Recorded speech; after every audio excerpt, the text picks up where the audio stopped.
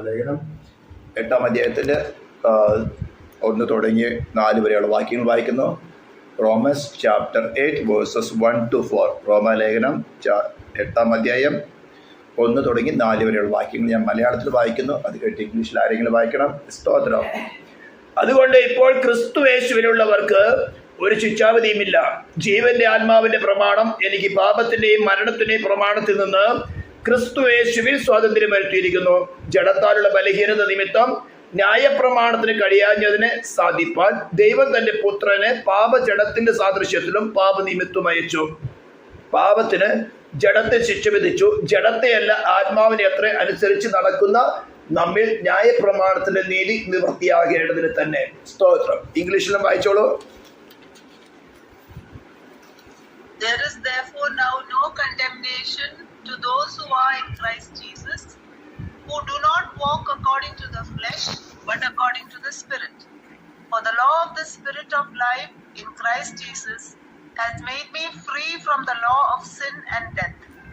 For what the law could not do, in that it was weak through the flesh, God did by sending his own Son in the likeness of sinful flesh on upon the He condemned sin in the flesh, that the righteous requirement of the law might be fulfilled in us, who do not walk according to the flesh, but according to the Spirit.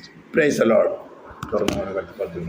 സ്തോത്രം. പ്രാർത്ഥിക്കുക. പരിശുദ്ധനുമായ ദൈവമേ, സ്വർഗീയ പിതാവേ, തിരുനാമത്തെ വാഴ്ത്തുന്നു, സ്തുതിക്കുന്നു, ഉന്നതർ ഉയർന്നു പ്രയോഗിക്കുന്നു. ശാശ്വതവാസിയുമായി നിന്റെ സാന്നിധ്യം ഞങ്ങൾക്ക് ആവശ്യമാണ് കർത്താവേ. പരിശുദ്ധാത്മാവ് ദൈവമേ, ഈ ശബ്ദം കേൾക്കുന്ന, ഓൺലൈനിൽ ശബ്ദം കേൾക്കുന്ന ഓരോ ജനത്തിൻ്റെയും ഹൃദയത്തെ നിയന്ത്രിക്കുമാറാൻ പ്രാർത്ഥിക്കുന്നു. സത്യം ക്രിസ്തുയേശു തന്നെ പ്രകാശിക്കപ്പെടാതിരിക്കത്തക്കവണ്ണം അവിശ്വാസം വിട്ടുകൊണ്ട്, ചിന്തകളെ ഡൈവേർട്ട് ചെയ്തുകൊണ്ട്, ശരീരത്തിന് അന്യായ കർത്തൃത്വങ്ങൾ നടത്തിക്കൊണ്ട് വചനം ഗ്രഹിക്കാതിരിക്കത്തക്കവണ്ണം പ്രവർത്തിക്കുന്ന സകല ദുഷ്ടാത്മാവിൻ്റെ പ്രവൃത്തികളെയും ഈ ശബ്ദം കടന്നു ചെല്ലുന്ന ഓരോ സ്ഥലങ്ങളിൽ നിന്നും യേശു ക്രിസ്തുവിൻ്റെ നാമത്തിൽ ഞാൻ ഛേദിച്ച് കളഞ്ഞ ഫലമാക്കിയാണ്. ഈ ശബ്ദം കേൾക്കുന്ന ഓരോ ജനത്തിൻ്റെ ഇലക്ട്രോണിക്സ് ഉപകരണങ്ങളെ, ഇവിടെയുള്ള ഇലക്ട്രോണിക്സ് ഉപകരണങ്ങളെ പ്രകൃതിയെ തന്നെ നിന്റെ നാമത്തിൽ കൈകാര്യം ചെയ്യുമാറാൻ പ്രാർത്ഥിക്കുന്നു. നിന്റെ രക്തം കൊണ്ട് മുദ്രയിടുന്ന കർത്താവേ, പ്രാർത്ഥന കേട്ടതിനായി സ്തോത്രം. യേശു ക്രിസ്തുവിൻ്റെ നാമത്തിൽ തന്നെ ആമേൻ. സ്തോത്രം. വാസ്തവത്തിൽ പ്രാർത്ഥിച്ചു കഴിയുമ്പോൾ ഞാനല്ല ആമേൻ പറയണത്, കേൾക്കുന്നവർ ആമേൻ പറയണം. ഞാനത് പറഞ്ഞിട്ടില്ലെന്നേ ഉള്ളൂ. പ്രാർത്ഥിക്കുന്ന ആളല്ല ആമേൻ പറയേണ്ടത്. സ്തോത്രം. പ്രാർത്ഥനയിൽ ജോയിൻ ചെയ്യുന്നവരാണ് ആമേൻ പറയേണ്ടത്. സ്തോത്രം. അത് ഉപദേശപരമായിട്ട് തെറ്റിപ്പോകരുത്. അതുകൊണ്ടാണ് ഞാൻ പറഞ്ഞത്. സ്തോത്രം. അതുകൊണ്ട് എല്ലാവരും ആമേൻ പറഞ്ഞുകൊണ്ട് കുഴപ്പമില്ല. സ്തോത്രം. കഴിഞ്ഞ ദിവസം നാം ഈ വിഷയം ചിന്തിച്ചു. റോമിലുണ്ടായിരുന്ന യഹൂദ മതവിശ്വാസത്തിൽ നിന്നും ദൈവവചനം കേട്ട് ക്രിസ്തുവിൽ ആയ വിശ്വാസികൾക്കാണ് ഈ 7-ാം അധ്യായം അഡ്രസ്സ് ചെയ്യുന്നത്. സഹോദരന്മാരെ, ന്യായപ്രമാണം അറിയുന്നവരോടല്ലോ ഞാൻ സംസാരിക്കുന്നത് എന്ന് പറയുമ്പോൾ അതിൻ്റെ കുറച്ച് ബാക്ക്ഗ്രൗണ്ടുകളൊക്കെ ഞാൻ പറഞ്ഞു തന്നിരുന്നു. പീറ്ററിൻ്റെ കാര്യം, ഇതെല്ലാം എങ്ങനെയാണ് ഈസ്റ്ററിൽ നിന്ന് വന്നത്, എങ്ങനെയാണ് ബാബിലോണിൽ നിന്ന് കാത്തലിസിസം എങ്ങനെയാണ് കടന്നു വന്നത്, അല്ലെങ്കിൽ ദൈവസഭയ്ക്കകത്ത് എങ്ങനെയാണ് കടന്നു വന്നത്, എങ്ങനെയാണ് ദൈവസഭയെ വിഴുങ്ങിക്കളഞ്ഞത്, ഇതൊക്കെ പല ക്ലാസ്സുകളിൽ ഞാൻ പറയാറുണ്ട്. ഇതെല്ലാം പറയുന്നതിൻ്റെ കാരണം ഇത്തരം സ്പിരിറ്റുകൾ വളരെ ശക്തമായിട്ടാണ് ദൈവജനത്തോട് പോരാടുന്നത്. ഇവയ്ക്കൊന്നും ആദ്യം വചനമില്ലായിരുന്നു. ഇത്തരം വ്യക്തികൾക്ക് ഇപ്പോൾ വചനം അറിയാം. വചനത്തെ വ്യാജമായിട്ട് ലിറ്ററലായിട്ട് ഇൻ്റർപ്രറ്റ് ചെയ്യുന്നു, അല്ലെങ്കിൽ വ്യാജമായിട്ട് ഇൻ്റർപ്രറ്റ് ചെയ്യുന്നു. ഇവരുടെ ഡിഗ്രി എടുത്തവരായിട്ടുള്ള PhD എടുത്തിട്ടുള്ളതായിട്ടുള്ള വിദ്വാൻമാരൊക്കെയും അവരുടെ മതവിശ്വാസികളെ അതിൽ തന്നെ പിടിച്ചു നിർത്താൻ വേണ്ടി അഹോരാത്രം പണിയെടുക്കുന്നവരാണ്. ഇന്ന് യൂട്യൂബ് അല്ലെങ്കിൽ മറ്റ് സോഷ്യൽ മീഡിയയിൽ കൂടെയൊക്കെ എപ്പോഴും മെസ്സേജുകൾ കൊടുത്ത് ഒരൊറ്റ ആൾ പോലും പറയാറുണ്ടല്ലോ, യൊരോബയാം അവന് ഫ്രീ ആയിട്ട് കിട്ടിയതായിരുന്നു 10 ഗോത്രങ്ങൾ. അപ്പോൾ ഇസ്രായേൽ പുരുഷന്മാരൊക്കെയും 3 ഉത്സവങ്ങൾക്ക് യെരൂശലേം ആലയത്തിൽ പോകണം. പുളിപ്പില്ലാത്തപ്പത്തിൻ്റെ പെരുന്നാൾ, വാരോത്സവ പെരുന്നാൾ, കൂടാര പെരുന്നാൾ. ഈ 3 ഉത്സവങ്ങൾക്കും പോകുമ്പോൾ അവരുടെ ഹൃദയം ശലോമോൻ്റെ മകനായിരിക്കുന്ന രഹബയാമിലേക്ക് ചാഞ്ഞു പോയാലോ എന്ന് കണ്ടിട്ട് ഗാലിലും ബേഥേലിലും ഓരോ കാളക്കുട്ടി, പെൺകാളക്കുട്ടി ഉണ്ടാക്കി വെച്ചുകൊണ്ട് ഇസ്രായേൽ ജനത്തോട് പറഞ്ഞു, ഇതാ നിങ്ങളെ മിസ്രൈം ദേശത്ത് പിടിപ്പിച്ചു കൊണ്ടുവന്ന് അവിടെ പൂജാഗിരികളെ യാഗം കഴിക്കാൻ തുടങ്ങി. എന്താ അവൻ്റെ പേഴ്സണൽ ഡിസയറിന് വേണ്ടിയിട്ട് അവന് ഫ്രീ ആയിട്ട് ദൈവം കൊടുത്തതായിരുന്നു. പക്ഷേ അവൻ്റെ ഹൃദയത്തിൽ ആഗ്രഹം. അതെന്ത് സംഭവിച്ചു? അവൻ്റെ തലമുറകളെ ദൈവം ഭൂമണ്ഡലത്തിൽ ഛേദിച്ചു കളഞ്ഞു. എന്ന് മാത്രമല്ല, ദൈവവചനത്തിലൊക്കെയും യൊരോബിയാമിൻ്റെ വഴി എന്നൊരു പേരും വന്നു. കായിൻ്റെ വഴി എന്ന് പറഞ്ഞതുപോലെ തന്നെ യൊരോബിയാമിൻ്റെ വഴി. പോട്ടെ, സ്തോത്രം. അത് കഴിഞ്ഞ് മത്തായി സുവിശേഷം 10-ാം അധ്യായത്തിൽ നിന്നും അല്പമായിട്ട് ചിന്തിച്ചു. അന്ന് കൊടുത്തിരുന്ന യേശു 12 ശിഷ്യന്മാർക്ക് സുവിശേഷ വേലയ്ക്ക് കൊടുത്തിരുന്ന സബ്ജക്റ്റ് എന്തായിരുന്നു? ദൈവരാജ്യം സമീപിച്ചിരിക്കുന്നു. അതിൻ്റെ സ്ഥിരീകരണത്തിന് വേണ്ടി കൊടുത്തിരുന്ന അടയാളങ്ങളായിരുന്നു രോഗികളെ സൗഖ്യമാക്കുക, ഭൂതങ്ങളെ പുറത്താക്കുക എന്നുള്ളതൊക്കെയും. സ്തോത്രം. എന്നാൽ ഉയർത്തെഴുന്നേറ്റതിന് ശേഷം സ്വർഗത്തിലും ഭൂമിയിലും സകല അധികാരമുള്ളവനായി ക്രിസ്തുവേശു കൊടുത്ത കമാൻഡ് അല്ലെങ്കിൽ കമ്മീഷനിങ് എന്ന് പറഞ്ഞാൽ സകല ജാതികളെയും ശിഷ്യന്മാരാക്കുകയാണ്. ഇത് രണ്ടും ഡിഫറൻ്റാണ്. ദൈവരാജ്യം സമീപിച്ചിരിക്കുന്നു എന്ന് പറഞ്ഞ ഒരു മെസ്സേജും അതിൻ്റെ സ്ഥിരീകരണത്തിന് വേണ്ടി കൊടുത്തിരുന്ന അടയാളങ്ങളും, അതേപോലെ തന്നെ ഉയർത്തെഴുന്നേറ്റതിന് ശേഷം സ്വർഗത്തിലും ഭൂമിയിൽ സകല അധികാരം എനിക്ക് നൽകപ്പെട്ടിരിക്കുന്നു, ആകയാൽ പിതാവിൻ്റെയും പുത്രൻ്റെയും പരിശുദ്ധാത്മാവിന്റെ നാമത്തിൽ സ്നാനം കഴിപ്പിച്ച് ഞാൻ നിങ്ങളോട് കൽപ്പിച്ചതൊക്കെ പ്രമാണിച്ച് നടക്കാൻ ഉപദേശിച്ചുകൊണ്ട് സകല ജാതികളെ ശിഷ്യന്മാരാക്കും എന്നുള്ളൊരു ഡ്യൂട്ടിയാണ് ഓർത്തിരിക്കുന്നത്. ഇത് രണ്ടും എൻറ്റയർലി ഡിഫറെൻ്റാണ്. അപ്പോൾ നിങ്ങളിന്ന് പല പല മെസ്സേജുകളും പല പല കാര്യങ്ങളും കിട്ടുമ്പോൾ, കാണുമ്പോൾ, കേൾക്കുമ്പോൾ ആരെങ്കിലും ചിലപ്പോൾ ഷോർട്ട് മെസ്സേജുകളോ അതിൻ്റെ ചെറിയൊരു ക്ലിപ്പൊക്കെ അയച്ചു തരുമ്പോൾ ഇതൊക്കെ ഏത് ഗ്രേഡ്, അതാണ് ഞാൻ പറഞ്ഞത്. ക്രിസ്തു യേശു എന്ന് പറയുമ്പോഴും യേശു ക്രിസ്തു എന്ന് പറയുമ്പോഴും പേഴ്സണാലിറ്റി ഒന്നാണെങ്കിലും ഓഫീസ് ഡിഫറെൻ്റ് എന്ന് പറയാൻ കാരണം ഇതൊക്കെ ഇനി നമ്മൾ പരിജ്ഞാനത്തിലേക്ക് വരുമ്പോൾ ഇതൊക്കെ ശരിക്കും മനസ്സിലാക്കണം. വ്യാജമായിട്ടോ അല്ലെങ്കിൽ മത്തായി സുവിശേഷം 10-ാം അധ്യായം 14-ാം അധ്യായം 22-ാം അധ്യായത്തിലെ കാര്യങ്ങളൊക്കെ എടുത്തുകൊണ്ട് സുവിശേഷം പ്രസംഗിക്കുകയാണെങ്കിൽ അവരുടെ ഡ്യൂട്ടി ശിഷ്യന്മാരാക്കുന്ന കാര്യമല്ല ചെയ്യുന്നത്. അപ്പം അതിന് സ്ഥിരീകരണത്തിന് വേണ്ടി പലയിടത്തും അടയാളങ്ങളും അത്ഭുതങ്ങളൊക്കെ നടക്കും. ദുഷ്ടനും പ്രവർത്തിക്കുന്നുണ്ട്, മറ്റൊരു യേശു പ്രവർത്തിക്കുന്നുണ്ട്. സ്തോത്രം. എന്നാൽ ശിഷ്യന്മാരാക്കുക എന്ന പദ്ധതിയാണ് അപ്പസ്തോലന്മാരെ വരമേൽപ്പിച്ചത്. ഒന്നാം നിങ്ങൾ അപ്പസ്തോല പ്രവൃത്തി വായിച്ചു നോക്കി കഴിഞ്ഞാൽ ശിഷ്യന്മാർ, വിശ്വാസികൾ എന്നൊരു പദം കാണുകയില്ല, ബിലീവേഴ്സ് എന്നൊരു പദം കാണുകയില്ല, ഡിസൈപ്പിൾസ് എന്നൊരു പദമേ കാണുകയുള്ളൂ. അപ്പസ്തോല പ്രവൃത്തി 2-ാം അധ്യായം തുടങ്ങി അങ്ങ് വായിച്ചു നോക്കിയോളൂ. ഡിസൈപ്പിൾസ് എന്ന പദമാണ്, ശിഷ്യന്മാർ എന്ന പദമാണ് കാണുന്നത്. അപ്പോൾ വിശ്വാസികളെ കൂട്ടുക എന്നുള്ള പ്രവൃത്തിയല്ല കർത്താവ് വരമേൽപ്പിച്ചത്. 1-ാം നൂറ്റാണ്ടിൽ അപ്പസ്തോലന്മാർ ചെയ്തത് ഡിസൈപ്പിൾസ് ആക്കുക എന്നുള്ളതാണ്. അപ്പം ഞാൻ അതിൻ്റെ നമ്മൾ ആരെയും വിധിക്കുവാനോ കുറ്റം പറയുവാനോ അല്ല, ഈ ശബ്ദം കേൾക്കുന്നവരെ പെർഫെക്ഷനിലേക്ക് ലീഡ് ചെയ്യുക, ക്രിസ്തുവിൽ നിലനിർത്തുക. കാരണം നമ്മൾ വായിച്ച വാക്യം എന്താണ്? ഇപ്പോൾ പ്രസന്റ് ടെൻസിലാണ് പറയുന്നത്, ക്രിസ്തുവേശുവിൽ ഉള്ളവർക്ക് ഒരു ശിക്ഷാവിധിയുമില്ല, അല്ലെങ്കിലോ ശിക്ഷാവിധി ഉണ്ട്. യേശുവിൻ്റെ നാമത്തിൽ അനുഗ്രഹങ്ങൾ പ്രാപിച്ചു, ആശ്വാസങ്ങൾ പ്രാപിച്ചു, സമാധാനം പ്രാപിച്ചു, സമ്പത്ത് പ്രാപിച്ചു. ഇങ്ങനെയൊക്കെ പല പല വാഴ്ച വർത്തമാനങ്ങളും പലയിടത്തുമുണ്ട്. നമ്മുടെ സോളിൻ്റെ ആഗ്രഹവും അതാണ്. വിശ്വാസിയായാലും അവിശ്വാസിയായാലും സോളിൻ്റെ ആഗ്രഹം ഈ ലോകത്തിലെ ആശ്വാസങ്ങളും നന്മകളൊക്കെയാണ്. എന്നാൽ നമ്മുടെ ഹ്യൂമൻ സ്പിരിറ്റിൻ്റെ ആഗ്രഹം ജീവനുള്ള ദൈവം, അത് ക്രിസ്തുവാണ്. ഈ സോളിൻ്റെ ആഗ്രഹത്തിൽ നമുക്ക് ആവശ്യമുള്ളത് എന്തോ എന്ന് നമ്മുടെ സ്നേഹവാനായ പിതാവ് ശരിയായി അറിഞ്ഞ്, നാം ചോദിക്കുന്നതിന് മുമ്പേ അറിഞ്ഞ് തന്നെ നമുക്ക് വേണ്ടി ഒരുക്കുന്നവനാണ്. അവൻ ഒരുക്കുന്നത് മതി എന്ന് പറഞ്ഞ് മുന്നോട്ട് പോവുകയാണെങ്കിൽ ശരിയായ വിശ്വാസപാതി നമുക്ക് മുന്നോട്ട് പോകാം. സ്തോത്രം. ഇന്ന് നമുക്ക് ചിന്തിക്കാനുള്ള വിഷയം കുറച്ച് ആഴത്തിലേക്കാണ് പോകേണ്ടത്. വളരെ പ്രാർത്ഥനയോടും, അഥവാ കേൾക്കുമ്പോൾ അയ്യോ ഞാൻ ഇങ്ങനെയല്ലല്ലോ എന്ന് പറഞ്ഞ് വ്യാകുലപ്പെടാനും കൂടെ വേണ്ട. എവിടെയെങ്കിലും നമ്മുടെ ഹൃദയത്തിൽ അങ്ങനെ ചിന്ത വരികയാണെങ്കിൽ, കർത്താവേ നീ എന്നെ സഹായിക്കണം, നീ എൻ്റെ വലങ്കൈ പിടിക്കണം, സ്വർഗത്തിൽ എനിക്ക് നീയല്ലാതെ മറ്റാരുമില്ല, ഭൂമിയിൽ നിന്നെ മാത്രം ഞാൻ കാക്ഷിക്കുന്നുണ്ടോ. 73-ാം സങ്കീർത്തനത്തിൽ പറഞ്ഞിരിക്കുന്ന പോലെ അവൻ നമ്മെ നടത്തണം. സ്തോത്രം. അപ്പോൾ നമുക്ക് അതിന് ആസ്പദമായിട്ട് ചിന്തിക്കാനുള്ള വാക്യം കഴിഞ്ഞ ദിവസം ജസ്റ്റ് ഒന്ന് വായിച്ചു പോയിരുന്നു. റോമാലേഖനം 7-ാം അധ്യായത്തിന്റെ 4-ാം വാക്യം ഞാൻ വായിക്കുന്നു. അതുകൊണ്ട് സഹോദരന്മാരെ, നാം ദൈവത്തിന് ഫലം കായ്ക്കുമാറ് മരിച്ചിട്ട് ഉയർത്തെഴുന്നേറ്റവനായ വേറൊരുവനാകേണ്ടതിന് നിങ്ങളും ക്രിസ്തുവിന്റെ ശരീരം മുഖാന്തരം ന്യായപ്രമാണ സംബന്ധമായി മരിച്ചിരിക്കുന്നു. മരിച്ചിട്ട് ഉയർത്തെഴുന്നേറ്റവനായ വേറൊരുവനാകേണ്ടതിന്. സ്തോത്രം. അപ്പോൾ ഇവിടെ 2 ക്ലോസുകളാണ് പറയുന്നത്. നമ്മൾ അതിൻ്റെ ചെറിയൊരു ഭാഗം നാം ചിന്തിച്ചു. ദൈവത്തിന് ഫലം കായ്ക്കുമാറ് മരിച്ചിട്ട് ഉയർത്തെഴുന്നേറ്റവനായ വേറൊരുവന്.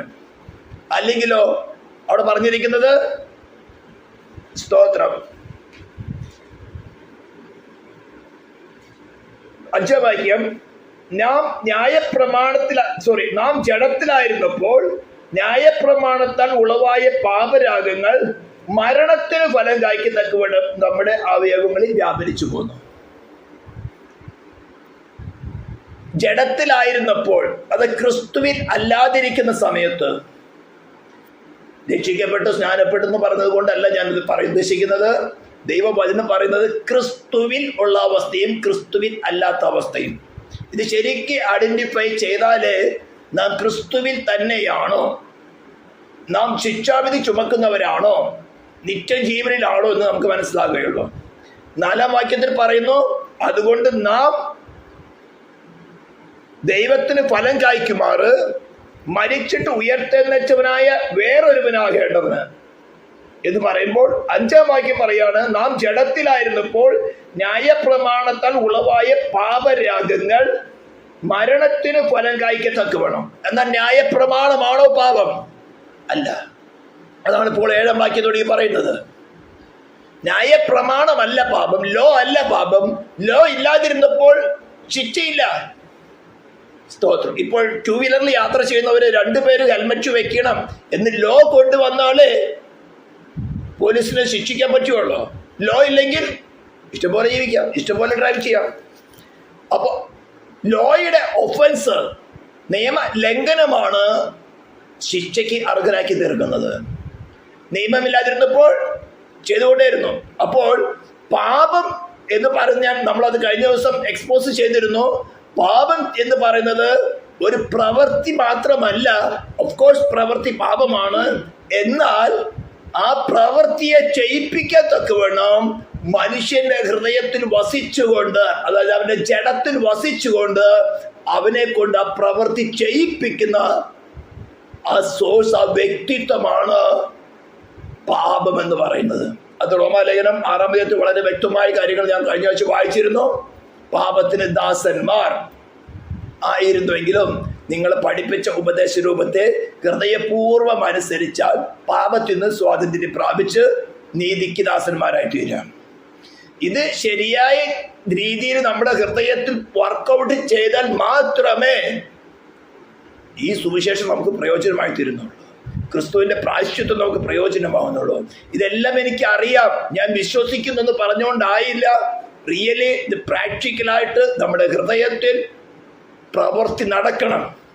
അപ്പോൾ പാപം എന്താണെന്നും പാപത്തിന്റെ പ്രവൃത്തി നമ്മളെ നടക്കുന്നുണ്ടോ ഇല്ലയോ എന്നും അതെങ്ങനെ നടക്കുന്നുവെന്നും അതിൽ നിന്നും നമുക്ക് രക്ഷ പ്രാപിക്കണമെങ്കിൽ ജീവന്റെ ആത്മാവിന്റെ പ്രമാണം എന്നിൽ നടക്കണം. അപ്പൊ 2 പ്രമാണമാണ്. ഒന്ന് ജീവന്റെ ആത്മാവിന്റെ പ്രമാണം, മറ്റൊന്ന് പാപത്തിന്റെയും മരണത്തിന്റെയും പ്രമാണം.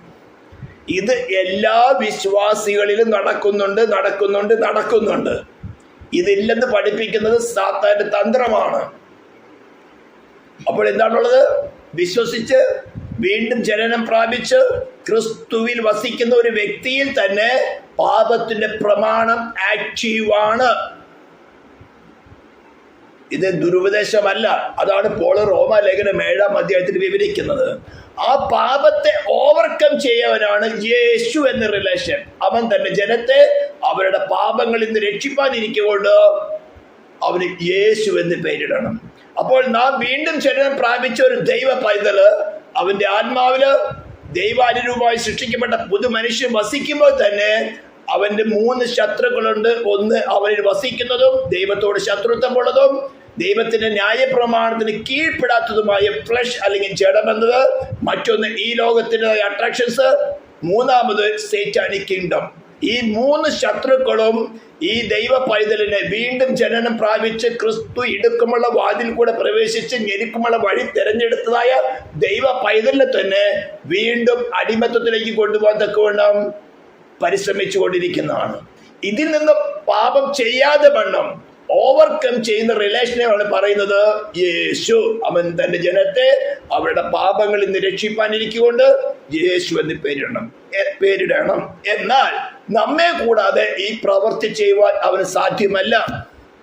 ഇവിടെയാണ് അനേകർക്ക് ഈ കാര്യം മനസ്സിലാകാത്തത്. നമ്മെ കൂടാതെ നമ്മെ രക്ഷിപ്പാൻ ദൈവത്തിന്റെ പരിശുദ്ധാത്മാവ് എത്ര ശ്രമിച്ചാലും സാധ്യമല്ല. നാം ഒരു മോറൽ ഏജന്റ് ആയിരിക്കുമ്പോൾ, ഒരു സ്വതന്ത്ര മനസ്സിന്റെ ഉടമയായിരിക്കുമ്പോൾ, നമ്മുടെ പ്രാണനിലേക്ക് ഇൻഡ്യൂഷൻ തന്ന്, നമ്മുടെ പ്രാണനാണ് നമ്മുടെ ശരീര അവയവങ്ങളെ, നമ്മുടെ പഞ്ചേന്ദ്രിയങ്ങളെ പ്രവർത്തിപ്പിക്കുന്നത്. സ്തോത്രം. അപ്പോൾ ഒരു ടെംപ്റ്റേഷൻ നമ്മുടെ പ്രാണനിലേക്ക്, നമ്മുടെ മൈൻഡിലേക്ക് വരുമ്പോൾ ഏതും തോട്ടത്തിൽ സംഭവിച്ചത് എങ്ങനെയായിരുന്നു? ഒരു കൽപ്പന അവളുടെ ഹൃദയത്തിൽ ഉണ്ടായിരുന്നു, തോട്ടത്തിലെ സകല വൃക്ഷത്തിന്റെ ഫലം നിങ്ങൾക്ക് ഇഷ്ടംപോലെ തിന്നാം, എന്നാൽ നന്മത്തിന്മകളെ കുറിച്ചുള്ള അറിവിന്റെ വൃക്ഷത്തിന്റെ ഫലം തിന്നരുത്, തിന്നുന്ന നാളിൽ നീ മരിക്കും. ആ വചനം അവളുടെ മൈൻഡിലുണ്ട്. ആ മൈൻഡിൽ ഇരിക്കുന്ന സമയത്ത് തന്നെ അതിനോട് കറസ്പോണ്ടന്റ് ആയിട്ടുള്ള ഒരു ഇമോഷൻ ഉണ്ട്, ഞാൻ ഈ വൃക്ഷഫലം തിന്നാൻ പാടില്ല. ആ ഇമോഷനിൽ നിലനിൽക്കുന്നിടത്തോളം അവൾ വിശുദ്ധയായിരുന്നു, അല്ലെങ്കിൽ ആദം വിശുദ്ധനായിരുന്നു. ആ സമയത്താണ് മറ്റൊരു ഇൻഫർമേഷൻ അതേ ഇന്റലക്റ്റിലേക്ക്, മൈൻഡിലേക്ക് കടന്നു വരുന്നത്. നിങ്ങൾ മരിക്കില്ല നിശ്ചയം, തിന്നുന്ന നാൾ നിങ്ങളുടെ കണ്ണു തുറക്കുകയും നന്മത്തിന്മേലെ കുറിച്ച് തിരിച്ചറിവുള്ളവരായി ദൈവത്തെ പോലെയാകാം. അപ്പോൾ ഒരു ഇൻഫർമേഷൻ അവിടെ ഓൾറെഡി ഉള്ളതും അതിനോട് കറസ്പോണ്ടന്റ് ആയിട്ടുള്ള ഒരു വികാരം, ഒരു ഇമോഷൻ, ഞാൻ ഈ വൃക്ഷഫലം തിന്നാൻ പാടില്ല, തിന്നാൻ ഞാൻ മരിക്കും എന്നൊരു ഇമോഷൻ ആയിരുന്നു അവിടെ മരിച്ചുകൊണ്ടിരുന്നത്. അപ്പോൾ അവൾ വിശുദ്ധയായിരുന്നു. എന്നാൽ മറ്റൊരു ഉപദേശം കടന്നു വന്നു, മരിക്കുകയില്ല നിശ്ചയം, തിന്നുന്ന നാൾ നിങ്ങളുടെ കണ്ണു തുറക്കും, നിങ്ങൾ നന്മത്തിന്മേലെ കുറിച്ച് അറിവുള്ളവരായി ദൈവത്തെ പോലെ. അപ്പോൾ ഒരു ഇമോഷൻ പുതുതായിട്ട് ഡെവലപ്പായി. ഓൾറെഡി ഒരു ഇമോഷൻ ഉണ്ട്, പുതിയൊരു ഇമോഷൻ കടന്നു വന്നു. അതിനോട് കമ്പയർ ചെയ്ത് നോക്കി, തിന്നാൽ കണ്ണു തുറക്കും, നന്മത്തിന്മേലെ കുറിച്ച് തിരിച്ചറിയാൻ പറ്റും, ദൈവത്തെ കൂടാതെ വാഴുവാൻ സാധിക്കും. ആ രണ്ട് ഇമോഷൻ ഡെവലപ്പായപ്പോൾ ആ പെർട്ടിക്കുലർ പേഴ്സണാലിറ്റി ഹവ്വയാണ് തീരുമാനമെടുത്തത് വൃക്ഷഫലത്തിനാണ്. എന്നിട്ട് വൃക്ഷഫലത്തിലേക്ക് നോക്കിയപ്പോൾ ആ പാമ്പിൽ നിന്ന് കടന്നു വന്ന ശബ്ദത്താൽ ഉളവായ ഒരു ഇമോഷൻ, അതാണ് പറയുന്നത് മോഹം ഗർഭം ധരിച്ചു. അത് മുഴുത്തിട്ടാണ് പാപത്തെ പ്രസവിക്കുന്നത്. ഇതാണ് പാപത്തിന്റെ ഫോർമുല. അപ്പൊ ആ ഇമോഷൻ കടന്നു വന്നപ്പോൾ തന്നെ മറ്റൊരു ഇമോഷൻ ഉണ്ട്, മറ്റൊരു ജ്ഞാനം അകത്തുണ്ട്. തിന്നാൻ ഞാൻ പാടില്ല, തിന്നാൻ ഞാൻ മരിക്കും. ഉടനെ അതിന് ബ്രേക്ക് ചെയ്തെങ്കിൽ ഒന്നും സംഭവിക്കില്ലായിരുന്നു. ആ വന്ന ഇമോഷനോട് കൂടെ ആ വൃക്ഷത്തിലേക്ക് നോക്കിയപ്പോൾ തിന്മാൻ നല്ലത്, കാണാൻ നല്ലത്, ജ്ഞാനം പ്രാപിപ്പാൻ കാമ്യം. പറിച്ചു തിന്നു, ഭർത്താവിനും കൊടുത്തു, അവനും തിന്നു. ഉടനെ കണ്ണു തുറന്നു, നന്മത്തിന്മേലെ കുറിച്ച് തിരിച്ചറിവായി. അതപ്പോൾ ഇവിടെ പറയുന്നത് 7-ാം അധ്യായത്തില്, ജന്മജീവൻ ആഗ്രഹം എനിക്കുണ്ട്, പക്ഷെ ഞാൻ ഇച്ഛിക്കാത്ത തിന്മ അത്രയും ഞാൻ ചെയ്യുന്നത്. ഞാൻ ഇച്ഛിക്കാത്ത തിന്മ ഞാൻ ചെയ്യുന്നുവെങ്കിൽ അത് ഞാനല്ല, എന്നിൽ പ്രവർത്തിക്കുന്ന, എന്നിൽ വസിക്കുന്ന പാപം അത്രേ. അവിടെയാണ് ഇപ്പോൾ പാപത്തെ ഒരു പേഴ്സണായിട്ട് എക്സ്പോസ് ചെയ്യുന്നത്. അവന്റെ ഹ്യൂമാനിറ്റി കൊണ്ട് അവനതിനെ ഓവർകം ചെയ്യാൻ പറ്റില്ല.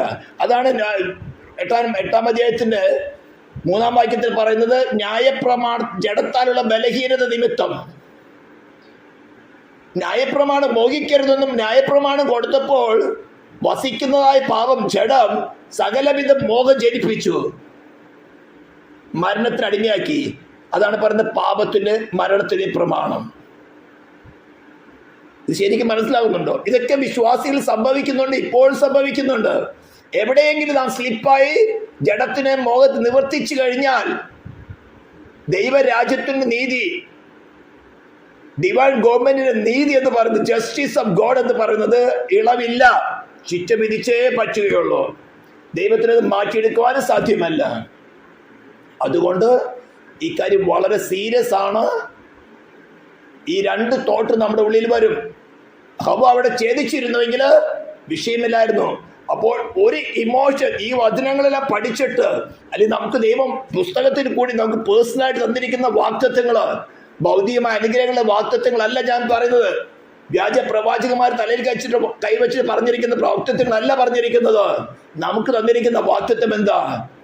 നമ്മുടെ ലക്ഷ്യം എന്താ? നമ്മുടെ ടാസ്ക് എന്താ? നമ്മുടെ വീണ്ടെടുപ്പുകാരൻ ആമേൻ അവനെ പോലെ ആയിത്തീരണം. സ്തോത്രം. ഹല്ലേലൂയ. ക്രിസ്തു എന്ന തലയോളം സകലത്തിലും നാം പരിപൂർണരായിത്തീരണം. അതിനാവശ്യമായിട്ടുള്ള പ്രോമിസ്, ഞാൻ നിന്നെ ഒരു നാളും കൈവിടുകയില്ല, ഉപേക്ഷിക്കുകയുമില്ല. വാർദ്ധക്യം വരേക്ക് ഞാൻ അനന്യനായിരിക്കും, നരയ്ക്കുവോളം ഞാൻ ചുമന്ന് ഞാൻ വിടിവിക്കും, നിത്യ സ്നേഹം കൊണ്ട് ഞാൻ നിന്നെ സ്നേഹിച്ചിരിക്കുന്നു. ഇതെല്ലാം ഈ വചനവുമായിട്ട് ബന്ധപ്പെട്ട ഓരോ വ്യക്തികൾക്കുമുള്ള പ്രോമിസാണ്, ഓരോ മനുഷ്യനുമുള്ള പ്രോമിസാണ്. ഹല്ലേലൂയ. സ്വർഗത്തിലെ ഭൂമി സകല അധികാരം എനിക്ക് നൽകപ്പെട്ടിരിക്കുന്നു, ഞാനോ ലോകാവസാനത്തോളം എല്ലാ നാളും നിങ്ങളോട് കൂടിയിരിക്കും. ഇതെല്ലാം വചനം കേട്ട് ശിക്ഷിതം പ്രാപിക്കുന്നവർക്കുള്ള പ്രോമിസാണ്. ഹല്ലേലൂയ. ഇത്തരം പ്രോമിസുകളൊക്കെ നമ്മുടെ ഹൃദയത്തിൽ ഇരിക്കുമ്പോൾ അതിനോട് കറസ്പോണ്ടന്റ് ആയിട്ടുള്ള റിലേഷൻ, കറസ്പോണ്ടന്റ് ആയിട്ടുള്ള ഇമോഷൻ നമ്മളിൽ ഉണ്ട്. എന്നാൽ അതിന് ഓപ്പോസിറ്റ് ആയിട്ട് ഒരു ന്യൂസ്, ഒരു വാർത്ത കടന്നു വരുമ്പോൾ ഇതെനിക്കുള്ളതല്ല. ചിലപ്പോൾ അവിശ്വാസത്തിന്റെ വാക്കുകളായിരിക്കാം. നിന്റെ കർത്താവ് എവിടെ? അവൻ പറഞ്ഞിട്ട് നടക്കാത്ത എന്താ? ക്രിസ്തു നിനക്ക് സമാധാനം കിട്ടുമെന്ന് പറഞ്ഞു നീ സുവിശേഷം വിശ്വസിച്ച് കടന്നു, നിനക്കിപ്പോൾ സമാധാനം ഉണ്ടോ? നീ പൂർണ്ണമായി രക്ഷിക്കപ്പെട്ടോ? പാവം നിന്നെ കർത്തൃത്വം നടത്തുന്നുണ്ടല്ലോ.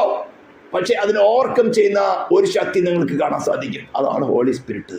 അതാണ് ക്രിസ്തുവിന്റെ, യേശുവിന്റെ ആത്മാവ് എന്ന് പറയുന്നത്. സ്തോത്രം. ഹല്ലേലൂയ. അപ്പോൾ ക്രിസ്തു യേശുവിൽ ഉള്ളവർക്ക് എന്ന സബ്ജക്റ്റിലേക്ക് നമുക്ക് കുറച്ച് ഡീപ്പായിട്ട് വരണം. എങ്ങനെയാണ് ക്രിസ്തുവിൽ വസിക്കുന്നത്? ഹവ്വ ആ വചനം അവളുടെ ഹൃദയത്തിൽ ഉണ്ടായിരുന്ന സമയത്ത് മറ്റൊരു ഇമോഷൻ കടന്നു വന്നപ്പോൾ അതിനെ റിജക്റ്റ് ചെയ്തിരുന്നെങ്കിൽ അവൾ ക്രിസ്തുവിൽ വസിക്കുമായിരുന്നു. അവിടെ ക്രിസ്തു എന്ന വാക്ക് ഉപയോഗിക്കുമ്പോൾ തെറ്റിപ്പോകരുത്. യഹോവ എന്ന വാക്കാണ് പറഞ്ഞിരിക്കുന്നത്. സ്തോത്രം. ഈ ലോഹീം പ്ലൂറലാണ് ഉപയോഗിച്ചിരിക്കുന്നത്. ആദ്യ ദൈവം ആകാശം ഭൂമി സൃഷ്ടിച്ചെന്ന് പറയുമ്പോൾ അവിടെ ദൈവം എന്ന വാക്കിൽ ഉപയോഗിച്ചിരിക്കുന്നത് ഇലോഹീം. ആ സബ്ജക്റ്റാണ് നമ്മുടെ ഇപ്പോൾ സംസാരിക്കാനുള്ളത്. പെട്ടെന്ന് ഞാൻ ക്രിസ്തു എന്ന് പറയുമ്പോൾ പുതിയ നിയമത്തിലെ പേരല്ലേ എന്ന് ആരും സംശയിച്ച് ഈ വചനത്തിന് നമ്മുടെ രക്ഷയ്ക്ക് വികടമായി തീരരുത് എന്നുകൊണ്ടാണ് ഞാൻ ചെറിയ എക്സ്പ്ലെയിൻ തന്നത്. അപ്പോൾ ഇത് എല്ലാ ദൈവ മക്കളിലും ഈ രണ്ട് പ്രമാണം വർക്കൗട്ട് ചെയ്യുന്നുണ്ട്. അത് പറഞ്ഞിട്ടാണ് പോൾ അവസാനം 7-ാം അധ്യായം അവസാനിപ്പിക്കുന്നത്. അയ്യോ ഞാൻ അരിഷ്ട മനുഷ്യൻ. ഓരോ സബ്ജക്റ്റിലും നിങ്ങൾക്കിത് റിയലൈസ് ചെയ്യാം. അയ്യോ എനിക്കൊരു ഡിസിഷൻ എടുക്കാൻ പറ്റുന്നില്ല, ഐ നീഡ് യു. പറ്റുന്നെങ്കിൽ അത് നമ്മുടെ കഴിവല്ല, കർത്താവ് നമ്മളിൽ വസിച്ചുകൊണ്ട് നമ്മെ കൊണ്ട് ചെയ്യിപ്പിക്കുകയാണ്.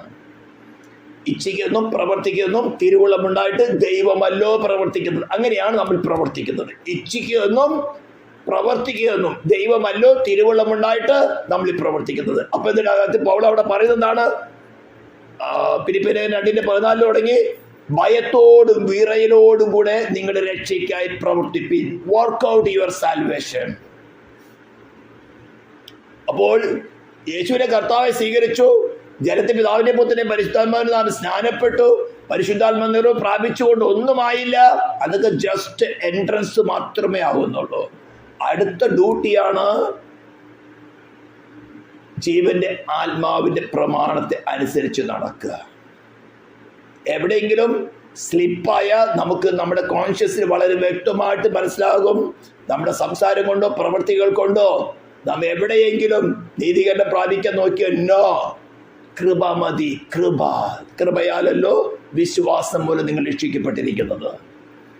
ഇത് വൺ ടൈം ആക്ഷൻ അല്ല, day by day, activity by activity നമ്മൾ പ്രവർത്തിച്ചു കൊണ്ടിരിക്കേണ്ട പ്രവൃത്തിയാണ്. ഈ ശരീരത്തിൽ നിന്ന് വേർപ്പെടുന്നത് വരേക്കും.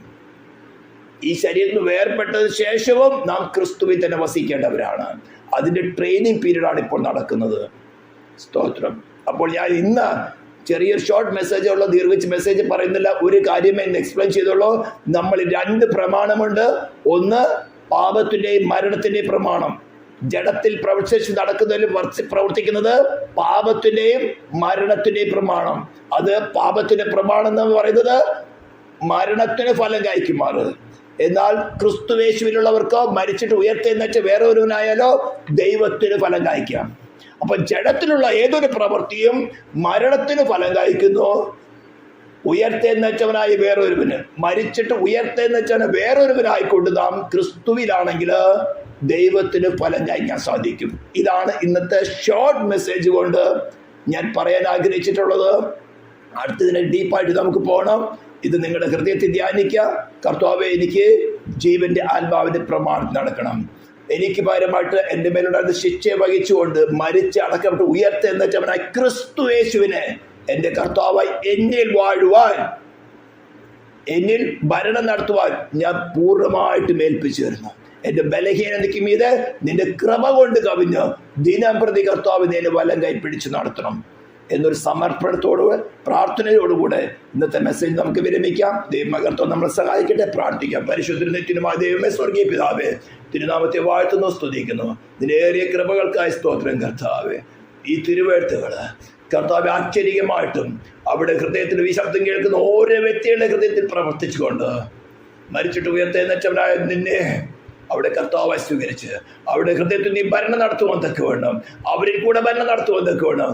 കർത്താവ് നിനക്ക് കൃപ തോന്നുമാറാകണമെന്ന് പ്രാർത്ഥിക്കുകയാണ്. ഇസ്രായേലിന്റെ നാമത്തെ ഞങ്ങൾ അനുഗ്രഹിച്ചുകൊണ്ട് പ്രാർത്ഥിക്കുന്ന കർത്താവ് ഇതുവരെ നിർത്തി കള്ളം പറഞ്ഞുകൊണ്ട് വഞ്ചിച്ചുകൊണ്ട് നിന്റെ ജനത്തിനെതിരെ നടക്കുന്ന സകല ഭരണകൂടങ്ങളും കർത്താവ് ആടിയുലയത്തക്കവണ്ണം നിന്റെ കർത്തൃത്വം നിന്റെ രാജ്യത്തിന്റെ ചെമ്പൊരുപാട് മാറാട്ടെ ഞങ്ങൾ പ്രാർത്ഥിക്കുന്നു. ഈ ശബ്ദം കേൾക്കുന്ന ഓരോ ജനത്തിന്റെ നാമത്തെ അനുഗ്രഹിച്ചുകൊണ്ട് പ്രാർത്ഥിക്കുന്നു. പ്രാർത്ഥന കേട്ടതിനായി സ്തോത്രം. യേശു ക്രിസ്തുവിന്റെ നാമത്തിൽ തന്നെ നമ്മുടെ കർത്താവായ യേശു ക്രിസ്തുവിന്റെ കൃപയും പിതാവായ ദൈവത്തിന്റെ സ്നേഹവും പരിശുദ്ധാത്മാ ദൈവത്തിന്റെ സഹവാസവും കൂട്ടായ്മയും നാം ഓർത്ത് പ്രാർത്ഥിച്ച ഒരു വിഷയത്തിൽ മേല്, നാം കേട്ടതായിട്ടുള്ള വചനങ്ങളിൽ, നാം എടുത്ത തീരുമാനങ്ങളിൽ, നാം അനുഗ്രഹിച്ച അനുഗ്രഹങ്ങളിൽ, ചെയ്ത ശുശ്രൂഷകളിന്മേൽ ഈ നിമിഷം തുടങ്ങി നമ്മുടെ കർത്താവായ യേശു ക്രിസ്തുവിന്റെ മേഘ പ്രത്യക്ഷത വരെയും പ്രവർത്തിക്കുമാറാകട്ടെ. ക്രിസ്തു യേശുവിൽ ചെയ്ത് നൽകിയ ദൈവത്തെ കരങ്ങളെ ഉയർത്തി നമുക്ക് ഒരിക്കൽ കൂടെ സ്തുതിക്കാം.